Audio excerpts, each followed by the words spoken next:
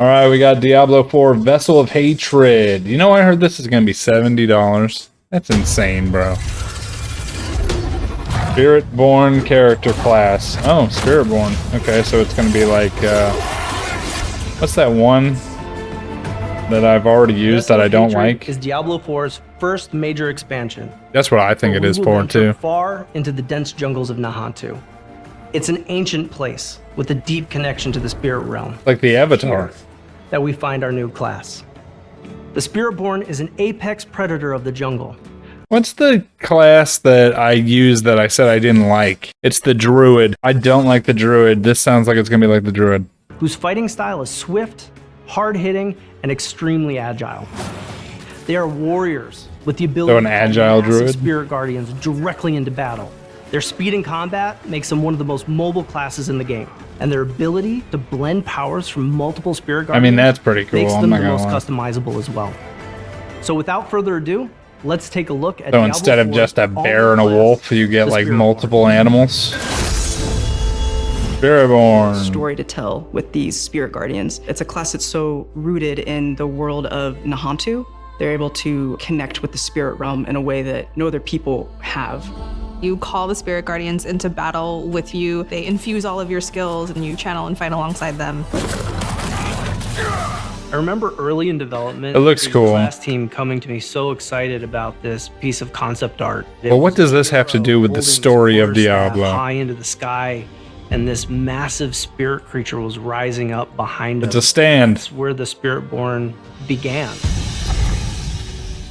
The Spirit Guardians are the 4 main spirits that the Spiritborn works with. We have the eagle, the centipede, the jaguar, and the gorilla. The eagle is mostly based around precision and impact and movement throughout the battlefield. They're really good at taking down priority targets and getting in and out of combat. Be surprised to see A lot of that is about crowd control. the You have build poison in somebody there comes that up with helps for slowly this. over time kind of take them down and feed that poison into them. The jaguar is a fire damage type, which if you think about fire, it's fast, it's ferocious, it's vicious. It's all about that hard, swift, slashing, hitting action that you would expect from a predator, a hunter. The gorilla is very defensive. When you think of a tank type of class or a fighting style, that's the gorilla. They're Oh, that's able to pretty both cool. take damage but also deal it back to anybody who hurts them.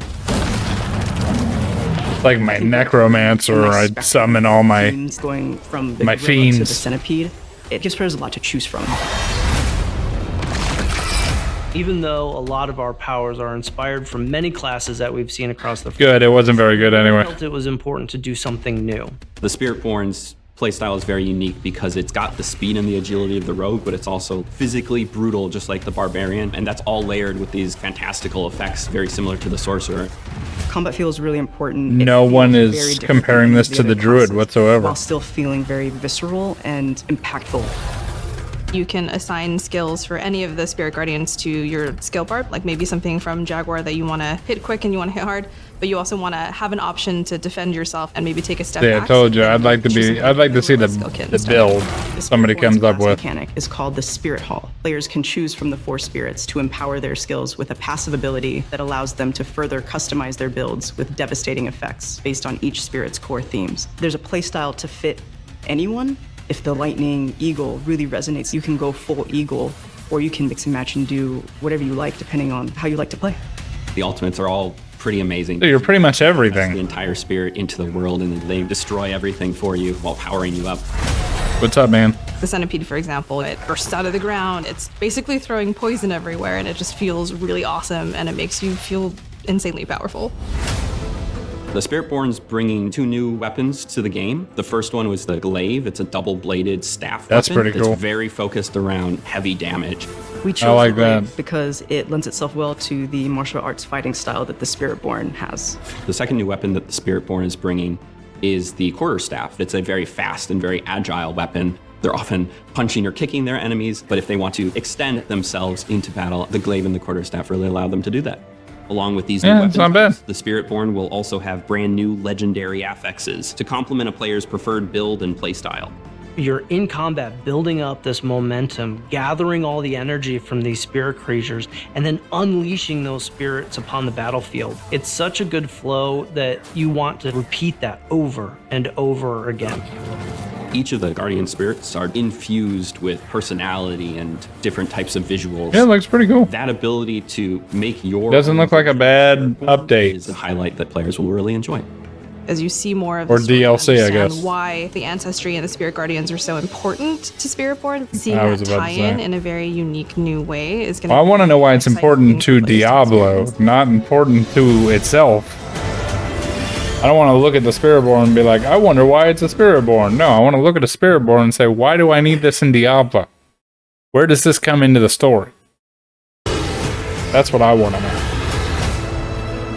Vessel of Hatred comes out 10/8/24, so October of this year. Hopefully, if you guys do enjoy Diablo, hopefully it's not $70 because I know that it was $70 last time that I saw it. New pets for getting the Ultimate Edition. Looks like a wolf, cheetah, tiger, angel wing cosmetics. That looks pretty dope. Town portal looks meh, not even really that impressive. 5 new armor sets. Spiritborn armor set available at launch.